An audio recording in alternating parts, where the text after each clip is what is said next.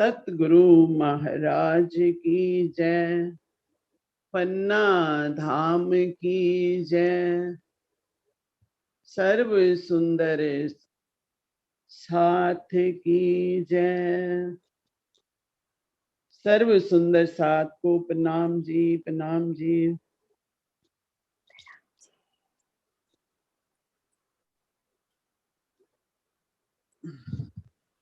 परिक्रमा ग्रंथ प्रकरण 2 श्री धाम को वर्णन मंगलाचरण राग श्री धनाश्री। अब श्री महामती जी के धाम हृदय से परम धाम की शोभा का वर्णन होने जा रहा है। इसके पूर्व मंगलाचरण प्रस्तुत किया जा रहा है। अपने संपूर्ण अहम मैं का परित्याग करने के पश्चात ही हृदय दिल धाम अर्श की शोभा को प्राप्त करता है। अक्षरातीत के युगल स्वरूप तथा परम धाम की शोभा सबका कल्याण मंगल करने वाली है। इस शोभा का वर्णन करने से पहले अपनी समर्पण भावना व्यक्त की जाती है ताकि किसी भी प्रकार की मैं की ग्रंथि ना रह जाए। इसी को मंगलाचरण कहते हैं। ब्रह्म सृष्टि लीजियो हारे सैया ये है अपना जीवन। सखी मेरी जो है मूल वतन ब्रह्म सृष्टि लीजियो, ब्रह्म सृष्टि लीजियो। श्री महामती जी कहते हैं कि परम धाम के हे मेरे ब्रह्म सृष्टि सुंदर साथ जी, परम धाम ही हमारा मूल घर है। उसकी शोभा का अपने हृदय मंदिर में बसाइए, यही हमारा जीवन है। इस चौपाई के दूसरे चरण का भाव है परम धाम की शोभा को अपने हृदय में बसाना ही हमारी जीवन पद्धति है या यही हमारे जीवन का सर्वोपरि लक्ष्य है। श्री इंद्रावती जी इस दूसरे प्रकरण में मंगलाचरण मतलब मंगलप्रद आचरण, यदि राज्य के चरण हमारे हृदय में अर्श कर लेते हैं तो वो उनके मंगल चरण के आने से ही हमारा आचरण भी मंगल हो जाएगा। राज्य की शोभा को हम या तो प्रेम द्वारा दो तरीकों से अपने अंदर बसा सकते हैं। एक तो है प्रेम द्वारा, दूसरा है ध्यान के द्वारा। जब इश्क इनो आवसी तब देखेंगे मुझको, इश्क बिना इन अर्श में मैं मिलूं नहीं इनसे। इस जागनी ब्रह्मांड में रास तभी खेली जा सकती है जब हमारी आत्मा जागृत होकर प्रथम प्रेम केवल राज्य के लिए होगा। युगल स्वरूप को अपने धाम हृदय में बसाए बिना आत्म जागृति की कल्पना भी नहीं की जा सकती। ये दुनिया तो एक मंच के सिवाय कुछ भी नहीं है। हम सब परेशान हैं तो अपनी फरामोशी, ना समझी, अज्ञानता के कारण। लेकिन जो आत्म हृदय में प्राण प्रियतम के प्रेम की उमंग भर लेती है, उसके लिए दलदल भरा मार्ग भी समतल हो जाएगा। उसकी आत्मा दीदार रस का आनंद लेने लगती है। पिछले प्रकरण में भी राज्य ने पूरा ही प्रेम इश्क का ही वर्णन किया है और उसी प्रेम के द्वारा ही हमने पूरे परम धाम की हकीकत को, मार्फत को समझ के फिर उसकी मार्फत में पांचवी भूम के जो सुख है उन सुखों को लेना है। परम धाम की शोभा को अपने हृदय में बसाना ही हमारी जीवन पद्धति है या यही हमारे जीवन का अब सर्वोपरि लक्ष्य होना चाहिए। जब हृदय में प्रेम की तरंगे हिलोरे मारने लगती हैं यहीं बैठे बैठे सुरता धाम में पहुंच जाती है।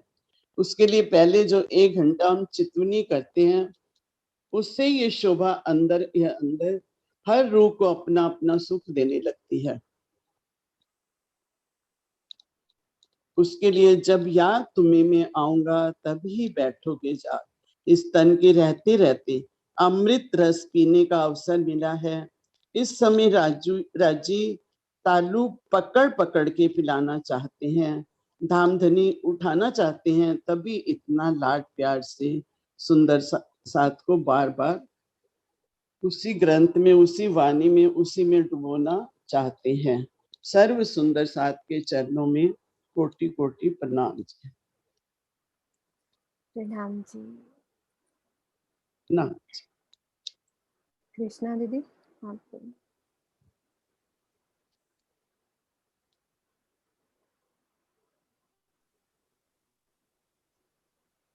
प्रणाम जी। प्रणाम जी।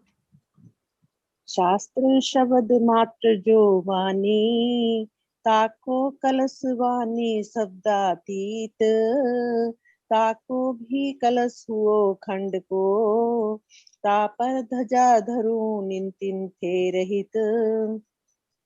शास्त्रों की वाणी में केवल शब्द मात्र है।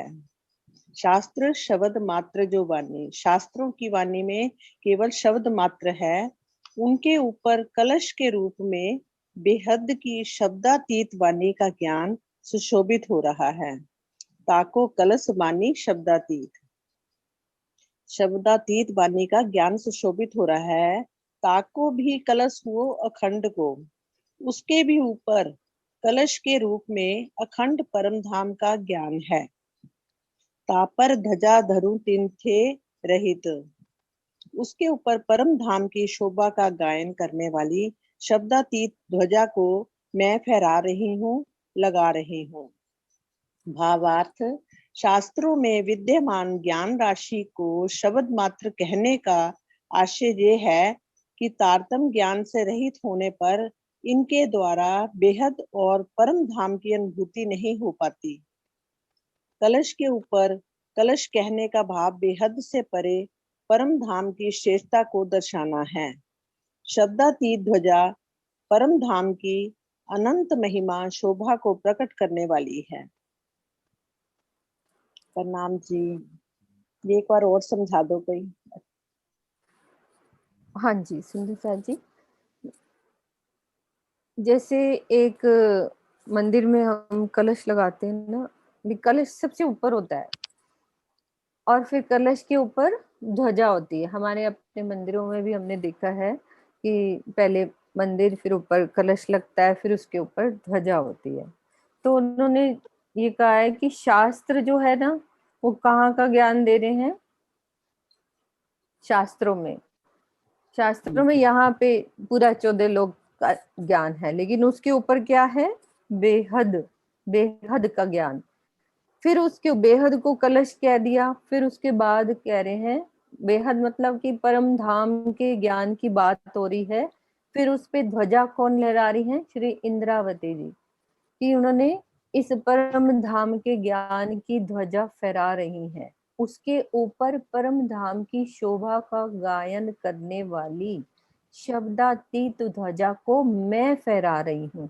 यानी कि इंद्रावती जी ने जो इस वाणी को हमें दिया, अपने मुख से ये वाणी मिली हमें, तो ये ध्वजा है।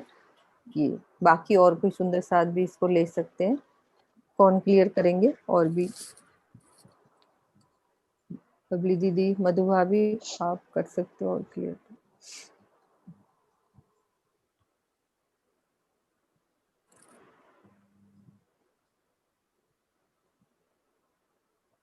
मैडम जी, नाम अभी बाकी दीदी या किरण दीदी को बोलो, वो अच्छे से समझाते।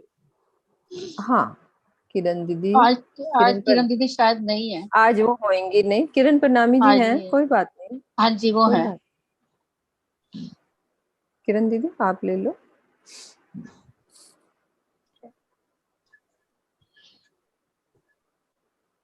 किरण दीदी आपका अनम्यूट करो।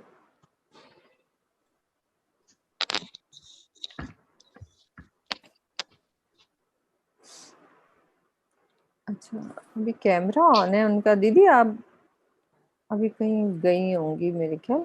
चलो कोई बात नहीं, अपन बाद में पूछ लेंगे। नेक्स्ट जो पहले थे नरेश हाँ जी कर जी, दो। नेक्स्ट जो नरेश जी को, नरेश जी कर रहे हैं। अच्छा अच्छा, रेज हैंड करें। हाँ जी नरेश हाँ जी जी, आप करो। हाँ जी। जी प्रणाम जी। प्रणाम जी, प्रणाम नाम जी। जी, नाम जी। इसका एक अर्थ जो भावार्थ लिखा हुआ है इस वाले में, सरकार साहब के टीका में, संसार के सभी धर्म ग्रंथ और वाणी शब्द के अंदर शर तक का ज्ञान देते हैं, जैसा भी आपने बताया। लाखों कलश वाणी शब्दातीत, सब उनसे भी ऊपर, श्रेष्ठ कलश के समान, शर के पार, बेहद का ज्ञान देने वाली ये वाणी। लाखों भी कलश हुआ अखंड को, इसका भी कलश अखंड परम धाम का वर्णन है। तापर ध्वजा धरू चिंते रहे, उस पर भी ध्वजा के समान मूल मिलावा, खिलवत खाना का ज्ञान सबसे अलग है। यानी कि वही जैसे अभी आपने बताया कि जितने यहाँ के संसार के शास्त्र वगैरह हैं, उनकी जो वाणी है वो यहीं तक का ज्ञान हमें बताती है, इसके आगे का ज्ञान नहीं बताती। फिर उसके ऊपर ताको कलश वाणी शब्दातीत, उसके ऊपर फिर कलश के रूप में, जैसे मंदिर के ऊपर या जैसे घुमट साहब के ऊपर कलश लगता है, उसी रूप में ये सबसे ऊपर ये हमारी शब्दातीत कुलजंतु वाणी आई। फिर उसके ऊपर ताको भी कलश हुआ अखंड को, उसके ऊपर सारा इस वाणी के द्वारा हमें परम धाम का 25 पक्ष का ज्ञान, कितना सब कुछ परम धाम में है, ये सब हमें इस वाणी के थ्रू मिला, अखंड का ज्ञान। फिर तापर ध्वजा धरू तिनथे, फिर उसके के ऊपर भी परम धाम के अंदर मूल मिलापे का, खिलवत खाने का हमने, मतलब जो कि एक जिसके बारे में अक्षर ब्रह्म तक को भी नहीं पता था, वो सारा ज्ञान हमें, सारी बात हमें, वो भी कलश का एक कलश, जैसे मलकूत हो गया, जबरूत हो गया, वहां से तो बात सारे जगह से मिल रही थी हमें। फिर लाहौत, फिर लाहूत और फिर आहूत, जिसे खिलवत खाना कहा गया। मतलब खिलवत खाने की जो बातें हैं वो हमें कहीं और से नहीं मिली, उसको आके निज बुद्ध से हमें अन्ना धाम में बैठ के, धाम में बैठ के पता करना की थी। तो ये सबसे ऊपर कलश हुआ, जिसको आके नराती जी की में ये आके ठहराया। प्रणाम जी। हाँ जी अनीता दीदी आप लोग ने। प्रणाम जी मीनू जी। यहाँ पे मैं ना बड़े महाराज जी का बोलूं, ज्वारदास महाराज जी का। हाँ जी बिल्कुल दीदी, है ना? आपने कैमरा नहीं खोला था ना, मैंने आवाज भी लगाई थी। हाँ। हाँ जी बोलो। हाँ जी दीदी। देखो ये ना अपना 6 शास्त्र, या है ना शास्त्र शब्द मात्र जो वाणी कि 6 शास्त्र साधु महात्माओं के जितने भी शब्द और वाणी है, उनके ऊपर ब्रिज और रास का वर्णन कलश के समान है। ताको कलश वाणी शब्दातीत, उसके ऊपर ब्रिज और रास का वर्णन कलश के समान। ताको भी कलश हुआ अखंड को, उस ब्रिज रास का भी कलश अखंड अक्षरधाम है। तापर ध्वजा धरु तिनथे रहित, अक्षरधाम के ऊपर परम धाम की लीला ध्वजा के समान। ये जो आदर्श महाराज जी ने ये टीका किया इसमें। हाँ जी दीदी।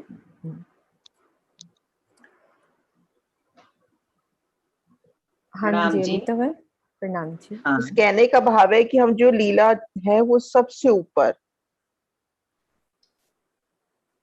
जो एक कलश माता कहते हैं ना, सबसे ऊपर गुम्बद पहचान होती है, तो हमने उस परम धाम की पहचान करनी।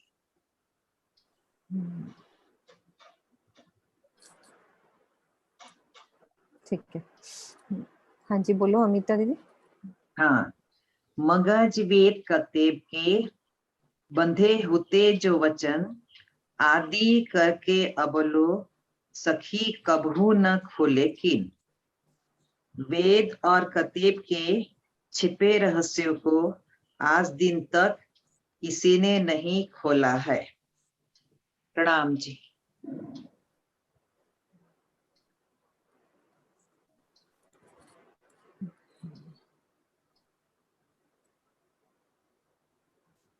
हाँ जी, कुसुम दीदी आप बोलो।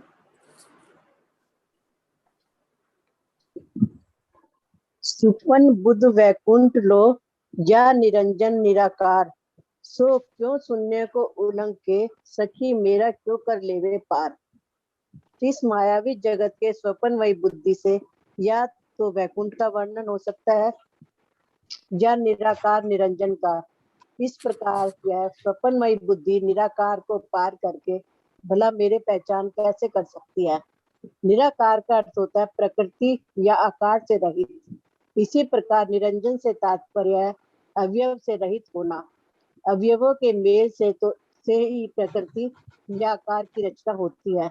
दूसरे शब्दों में किसी पदार्थ के अवयव की ही आकृति होती है, जिसे नेत्र या स्पर्श के अनुभव से लाया जा सकता है।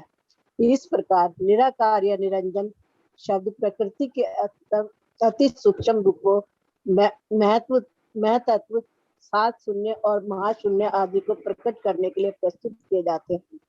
इस चौपाई के चौथे चरण में मेरी सखी का संबोधन है। इस प्रकार का कथन पहली चौपाई के तीसरे चरण में भी है, जो यह दर्शाती है कि परम धाम के स्वलीला अद्वैत की दृष्टि से देखने पर श्री इंद्रावती जी और श्री राज जी में किसी भी प्रकार का अंतर नहीं है। यदि यही स्थिति अन्य ब्रह्मात्माओं के साथ भी है। ब्रह्म सृष्टि कहीं वेद ने ब्रह्म जैसे तत्वगत का यही आशय है। प्रणाम।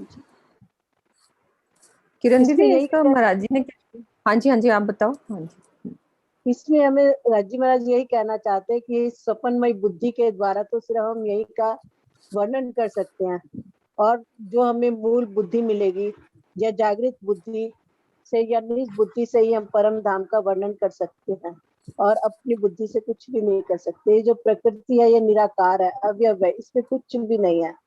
हम सिर्फ नेत्र या स्पर्श के अनुभव से ही लाया जा सकता है। प्रणाम जी। प्रणाम दीदी। मोनिका आप लोग।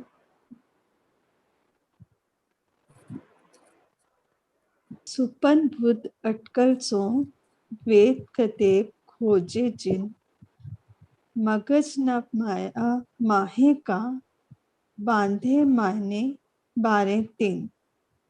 वेद कतेबों के खोज करने वाले अपनी स्वपन की बुद्धि के अनुसार लगाकर अर्थ करते हैं।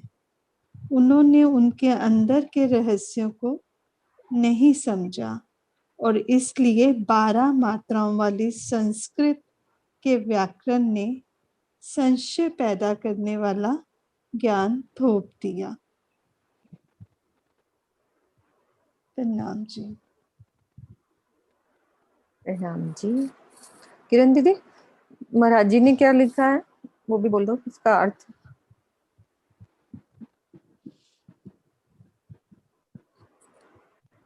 किरण दीदी।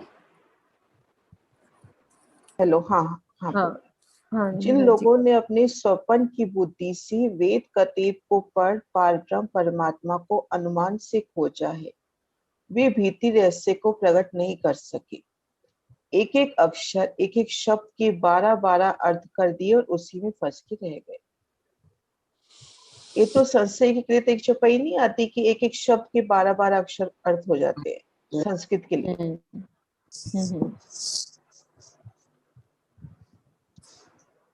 ठीक है। बबली दीदी आप लोग। आवाज आ रही दीदी? हाँ जी। साधु बोले इंजवा, गावे शब्दातीत बेहद। पर कहा करे बुध मोह की, आगे ना चले शब्द। संसार में कुछ साधु लोगों ने भी अपने जवान से बेहद का बखान किया, परंतु क्या करते, उनके पास मोह तत्व की बुद्धि है आगे उनके शब्दों में शक्ति नहीं है। कि इस तारतम वाणी से पहले किसी को परमात्मा के बारे में कुछ पता ही नहीं, सब अपने अनुमान से बोल रहे हैं, किसी ने साकार में, किसी ने निराकार में कहा, लेकिन सत्य किसी ने नहीं बताया कि वो परमात्मा कैसा है, कहाँ रहता है, क्या उसका धाम है, क्या उनकी स्वरूप है, क्या उनकी लीला है। आज इस संसार में हम बैठ करके हमारे इतने भाग्य हैं कि धनी की हमें पूर्ण पहचान इस संसार में बैठ करके मिल रही है। तो बुद्ध कहते हैं कि जब से सृष्टि बनी है, जब से बन के मिटती है, तब तक इस परमात्मा की किसी को पहचान नहीं हो पाती, क्योंकि सपने की जो बुद्धि है उससे परमात्मा की पहचान नहीं होती। केवल निराकार साकार में ही सब यहीं फंस करके रह जाते हैं। इसलिए साधु महात्मा ने बहुत खोज की, लेकिन परमात्मा तक नहीं पहुंच पाए। आज इस तारतमवाणी के द्वारा हम घर में बैठ करके ही पूर्ण परमात्मा की पहचान आज यहाँ पे कर रहे हैं। तो इसलिए तारतमवाणी की बहुत भारी महत्ता है, क्योंकि यहीं पर बैठे बैठे ही जिस परमात्मा को दुनिया निराकार साकार में ढूंढती रही है, आज हम घर में बैठ करके ही राज्य के स्वरूप की पहचान करके अपने धाम हृदय में बसा करके उनका साक्षात्कार यहीं बैठे बैठे कर सकते हैं। प्रणाम जी। हाँ जी, दीपी सिंह जी। प्रणाम जी। आवाज आ रही? हाँ जी, हाँ जी। 5 तत्व मोह अहंकार, 14 लोक त्रिगुण, एक शून्य द्वैत जो लेखड़ी, निराकार निरंजन। 5 तत्व और त्रिगुणात्मक 14 लोक की उत्पत्ति मोह तत्व अहंकार से हुई। 5 तत्व मोह अहंकार, 14 लोक त्रिगुण। 14 लोक में जो 5 तत्व कहे हैं, इनकी उत्पत्ति अहंकार से, शून्य निराकार निरंजन तक माया का ही द्वैतमयी जगत है। यहाँ पर जीव एवं जगत की लीला है, उसे द्वैत, तथा जहाँ केवल ब्रह्म की ही लीला है उसे अद्वैत कहते हैं। पाताल से लेकर वैकुंठ निराकार तक केवल माया ही माया का पसारा है। शून्य का तात्पर्य 7 शून्य कारण एवं महाशून्य महाकारण दोनों से है।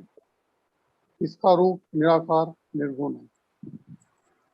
इसमें यही बताया है कि जो संसार है मोह तत्व का अहंकार 14 लोक इसी से बना हुआ है, और ये द्वैत है, निराकार निरंजन। प्रणाम जी। प्रणाम जी।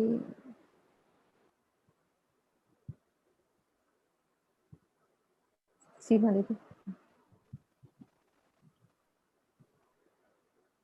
प्रति महाप्रलय होवहि सब तत्व गुण निर्गुण, द्वैत उड़े कछु ना रहे, निराकार निरंजन शून्य।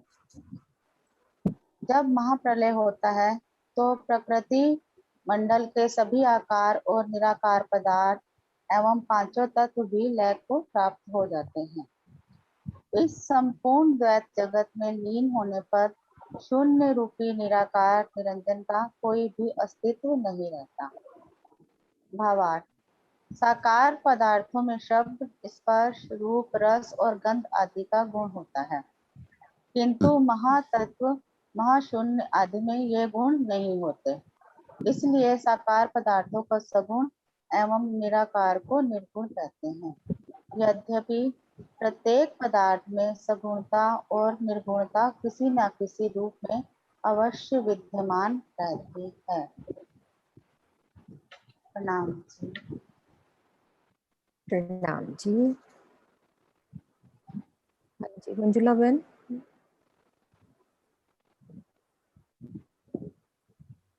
प्रणाम जी। प्रणाम जी।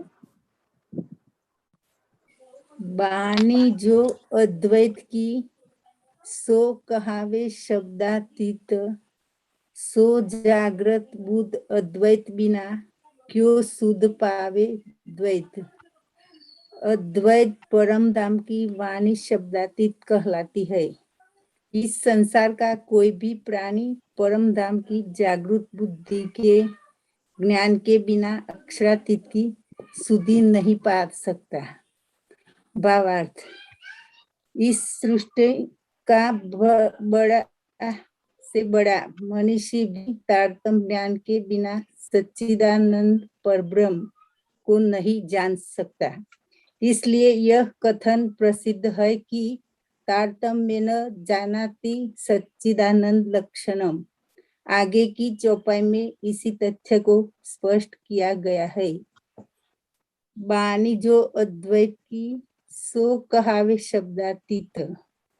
ले जो पार की वाणी है वह शब्दातीत कहलाती है। सो जागृत बुद्ध अद्वैत बिना क्यों शुद्ध पावे द्वैत। इसको जागृत बुद्धि और पार ब्रह्म के बिना कोई संसार का जीव नहीं जान सकता। प्रणाम जी। प्रणाम जी। नरेश जी ले लो आप आगे वाली चुप्पी, कैमरा ऑन करो। पैगंबर या तीर्थकार कई हुए अवतार, किन बोध न मिट्यो विश्व को किए नहीं निर्विकार। यद्यपि इस संसार में अनेक पैगंबर, तीर्थकार और अवतार हो चुके हैं, किंतु वे भी ना तो जगत का आपसी विरोध समाप्त कर सके और ना सबको विकारों से रहित ही कर सके। भावार्थ, कतेब परंपरा के पैगंबरों, जैन परंपरा के 24 तीर्थकारों तथा सनातन हिंदू परंपरा के 24 अवतारों के कथनों में भले कोई मूलता भेद नहीं रहा है, किंतु उनके अनुयायियों में घोर मतभेद है। भाषा और रहन सहन की भिन्नता ने इन्हें कभी एक मंच पर नहीं आने दिया। हिंदू मनीषियों ने जहाँ आस्तिकता की गंगा बहाई है, वहीं जैन मत के विद्वानों ने अनादि पार ब्रह्म के अस्तित्व को ही नकार दिया। यहाँ तक कि कुछ बौद्ध मतावलंबियों ने जो जीव के अस्तित्व पर ही प्रश्न चिन्ह खड़ा कर दिया है। जैन, बौद्ध और सनातन हिंदू की अहिंसावादी विचारधारा के विपरीत इस्लाम के मतानुयायी अपने मजहब को फैलाने में हिंसा के प्रयोग को अनुचित नहीं मानते। उनका इसका मूल कारण ये है कि तारतम्य ज्ञान से रहित होने के कारण ये पार ब्रह्म को पहचान नहीं कर सके तथा काम, क्रोध, लोभ, अज्ञान और अहंकार आदि विकारों से ग्रसित रहे। प्रणाम जी। प्रणाम जी। हाँ जी नरेश जी आप ले लो। एते दिन ter लोक में बुद्धि बुद्ध सुपन, सो बुद्ध जी जागृत ले प्रगटे पूरी नूतन। ये चौपाई हम आगे काफी बोलते हैं। पहले की चौपाई हूँ। नहीं वो तो बोल दी उन्होंने, पैगंबर या तीर्थ। नहीं अभी नहीं हुआ। हो गई नहीं सही है। हाँ तो सही अभी बोल तो रहे बोली है। हो गए। नहीं सही बोल रहे। हाँ हाँ सही बोल रहे। एते दिन ter लोक में बुद्धि बुद्ध सुपन, सो बुद्ध जी बुद्ध जागृत ले प्रगटे पूरी। पहले तो इसका अर्थ लिखा हुआ है, इतने दिन तक संसार में सपने की ही बुद्धि थी, अब श्री राजी महाराज जागृत बुद्धि लेकर स्वयं श्री श्याम मंदिर में नौतनपुरी में प्रकट हुए। अब एक इसका चरित्र देख लेते हैं। एते दिन ter लोक में, अभी तक, मतलब अभी तक इस ब्रह्मांड में, इस त्रिलोक में बुद्धि बुद्ध सुपन, सुपने की बुद्धि का ही सारा ज्ञान था। सारा ज्ञान सुपने की बुद्धि का ही था।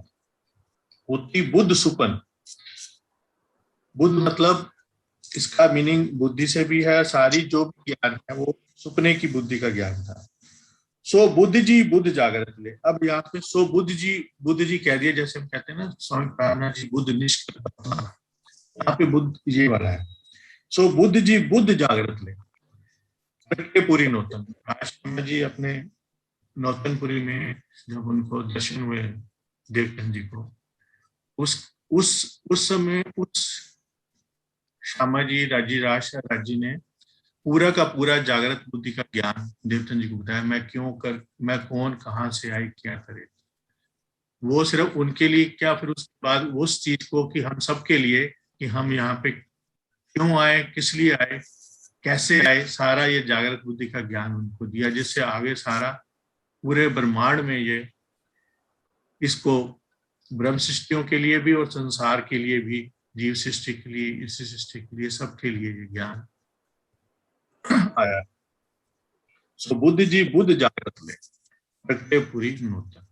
फिर उसके बाद जागृत बुद्धि के ज्ञान जब महामती पांचों शक्तियां मिल गई, और हफ्से में जैसे बताते हैं आगे जाके, फिर महामती जी कहलाए तो निज बुद्ध भी आ गई, जिससे अंदर का परम धाम का खिलवत खाने का ज्ञान और सारी बातें वहां की वो भी जाहिर हुई। तो इसका मीनिंग ये है। हाँ जी सुंदर साहब जी, क्लियर है ना ये वाली चौपाई? हाँ जी। अब सो साहेब आइया, सब सृष्टि करी निर्मल, मोह अहंकार उड़ाए के देसी सुख ने चल। अब वो अक्षरातीत मेरे धाम हृदय में आकर प्रकट हो गए हैं। उन्होंने सारी सृष्टि को निर्मल कर दिया है। वे मोह अहंकार को नष्ट करके सभी को अखंड सुख देंगे। इस चौपाई में यह संशय होता है कि वर्तमान समय में जब चारों ओर पाप ही पाप हो रहा है, तो सारी सृष्टि को निर्मल हुआ क्यों कहा गया है? इसके अतिरिक्त जिस मोह अहंकार के नष्ट होने की बात की गई है, वह समष्टिगत मोह अहंकार है या मानव हृदय में निवास करने वाला व्यक्तिगत मोह अहंकार?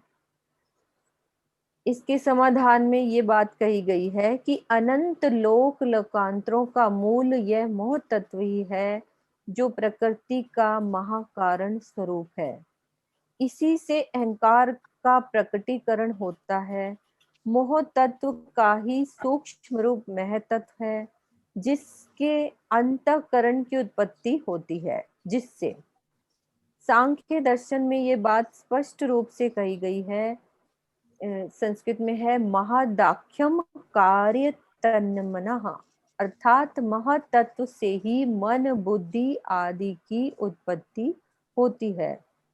यह बात निर्विवाद रूप से सिद्ध है कि बिना अंतःकरण के जीव इस संसार में कोई भी कार्य नहीं कर सकता। यदि हृदय में ब्रह्म ज्ञान का अमृत प्रवेश कर जाए तथा प्रेम की रस धारा भी बहने लगे, तो अंतःकरण का अस्तित्व रहते हुए भी नहीं रहने के समान होता है। इसी को मोह अहंकार का नाश होना कहते हैं। इसे इस दृष्टांत से समझा जा सकता है, जिस प्रकार हमारे खाद्य पदार्थ, फल, दूध आदि में वायु, आकाश आदि तत्व विद्यमान होते हैं, किंतु हम यह नहीं कह सकते कि हम आकाश को खा रहे हैं, भोज्य पदार्थ को खाने की बात करते हैं, जबकि सभी भोज्य पदार्थ में सत्य, रज, तम और अहंकार, आकाश सभी विद्यमान अवश्य होते हैं, क्योंकि ये सभी स्थूल पदार्थों के महाकारण रूप में है। उसी प्रकार अंतःकरण में स्थित मोह अहंकार का नाश होते हुए भी निर्मलता की स्थिति प्राप्त हो जाती है। इसी चौपाई में यह बात दर्शाई गई है कि संपूर्ण सृष्टि को निर्मल करने का कथन लाक्षणिक है। यह महाप्रलय के पश्चात ही यथार्थ रूप में चरितार्थ होगा। इसका सारांश किरण दीदी, आप इस चौपाई का महाराज जी ने क्या दिया है उसका भी अर्थ पढ़ो। अब सो साहेब आइया। हाँ जी। कुरान और वेदों में कहा गया है कि अंत में धनी आएंगे। श्री इंद्रावती जी सुंदर साज से कहती हैं कि अब वे धनी सदगुरु श्री देवचंद जी के रूप में प्रकट हुए हैं। उनके आने से मोह अहंकार उड़ जाएगा और सब सृष्टि उनके ज्ञान से निर्मल हो जाएगी। ये साथ जी वे सभी को परम धाम के अखंड सुख प्रदान करें।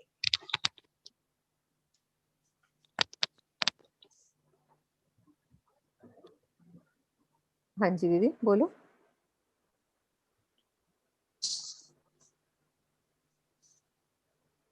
किरण दीदी। हाँ जी, आवाज आई नहीं क्या अभी? नहीं वो बाद में आप क्लियर नहीं करी ना, बात बोलो। मतलब यही बात है ना कि बस नौतनपुरी में शिव देवचंद्र जी के अंदर आके वो बुद्ध जी बुद्ध जागृत ले प्रगटे पूरी नौतन जो आगे वाले चौपाई में हाँ क्लियर कर दी कि वो प्रेरणा जी जो सारी शक्तियां उनके अंदर आई, यानी कि जितने भी वेद शास्त्र हुए उन्होंने कहाँ तक का ज्ञान दिया, इस 14 लोक का, निराकार तक का। और उसके बाद ही हमें जो ये तारतम वाणी मिली, इस चौपाई में 12 चौपाई तक की यही बताई गई है कि हमें ये ज्ञान तारतम वाणी के द्वारा हम सब के लिए ये ज्ञान उतरा जो हमें परम धाम की सुध दी। वेद शास्त्रों में निराकार तक का ही ज्ञान है, वो उस चीज को समझ नहीं पाए। परम धाम की बात जरूर बताई है लेकिन उस तक वो पहुंच नहीं पाए, है ना। बबली दीदी इस चीज को और अच्छे से, क्योंकि वो समझाती हैं इस चीज में आगे अपने YouTube पे उनका अच्छे से ये शोभा को जो जागने का प्रोग्राम बबली दीदी कर रही हैं, हम उनकी YouTube लिंक को देखें कि एक एक पॉइंट को कैसे वो क्लियर करती हैं। राजी की यहाँ के ज्ञान को लेकर राजी के ज्ञान को समझाना। बबली दीदी इसका शॉर्ट में आप समझाओ। इसमें लिखा ना अब सो साहिब आई आई, ये अब की बात हो रही है। सृष्टि कितने सालों से पहले बनी हुई है, लेकिन 400 वर्ष पहले जब प्राणनाथ जी आए तो इस वाणी के माध्यम से कि अब आए, तो क्यों नहीं कि अब वो जागृत बुद्धि का ज्ञान आएगा जिससे परमात्मा की पूर्ण पहचान होगी। आज दिन तक परमात्मा को निराकार साकार में ढूंढ रहे थे, परमात्मा के स्वरूप की धाम की पहचान किसी को संसार में थी नहीं, तो इसलिए कह रहे कि अब सो साहिब आया, कि अब वो साहिब जो आएंगे उसकी पूर्ण पहचान इस संसार में अब सारे 14 लोक के जीवों को हो जाएगी। इसका मतलब है सृष्टि करी निर्मल, कि आज तक जब तक हम पूर्ण परमात्मा की पहचान नहीं करेंगे, उनको अपने धाम हृदय में बसाएंगे नहीं, तब तक हमारे अंदर के विकार समाप्त नहीं हो सकते। क्योंकि राज्य स्वयं प्रेम का स्वरूप है, जब उनके प्रेम के स्वरूप को धाम हृदय में बसाएंगे तभी हमारे विकार स्वतः समाप्त हो जाएंगे। वरना इस संसार में कोई कितने उपाय कर ले, अपने विकारों से छुटकारा मिल ही नहीं सकता है। और जैसे जैसे हम धनी को अपने धाम हृदय में बसाते जाएंगे हमारे विकार स्वतः ही समाप्त होते जाएंगे और हमें पता भी नहीं चलेगा। तो क्या मोह अहंकार उड़ाए के इस संसार के अंदर जितने भी भ्रम हैं उन सबसे संशय दूर करके धनी हमें अपनी पहचान कराएंगे और देखी सुख नेचल और सारे संसार को सारा सुख देंगे। सुख क्या है, आज तक दुनिया जन्म मरण के छुटकारे से ही नहीं लेगी। आज धनी हमें अपनी पूर्ण पहचान करके अखंड मोक्ष को देंगे। इससे पहले दुनिया बनती मिटती रहती, किसी को अखंड मोक्ष मिला ही नहीं, क्योंकि अखंड मोक्ष देने वाले की पहचान किसी को नहीं थी। तो इस संसार में अब इस तारतम वाणी से हमें धनी की पूर्ण पहचान हो जाएगी। धनी के प्रति हमारे दिल में प्रेम होगा, जब प्रेम आएगा तो उनका स्वरूप हमारे धाम हृदय में बसता चला जाएगा ध्यान के द्वारा, और जब उनका स्वरूप हमारे ध्यान में बसेगा तो विकार समाप्त हो जाएंगे। इस तरह से हमारे अंदर की सारी निर्मलता हो जाएगी और हम अखंड मोक्ष को प्राप्त हो जाएंगे। तभी तो कह रहे कि अब सो साहिब, क्योंकि अब साहिब आए, अब साहिब की पूर्ण पहचान आई है, तो इसलिए अब के लिए कहा गया है। प्रणाम जी। सुदेश दीदी आप। हाँ जी, इसी चौपाई को दोहरा दो। हाँ जी हाँ जी। अब सो साहिब आइया, सब सृष्टि करी निर्मल, मोह अहंकार उड़ाए के, देसी सुख निश्चल, देसी सुख निश्चल। बोले श्री प्राणनाथ प्यारे सतगुरु महाराज की जय। नाम दीदी। हाँ जी हाँ जी। हाँ सतगुरु आ रही हूँ मैं, आ रही हूँ, महाराज 5 मिनट 10 मिनट में आ रही हूँ। की जय। सर्व सुंदर साथ साथ की जय। प्रणाम जी, प्रणाम। प्रणाम।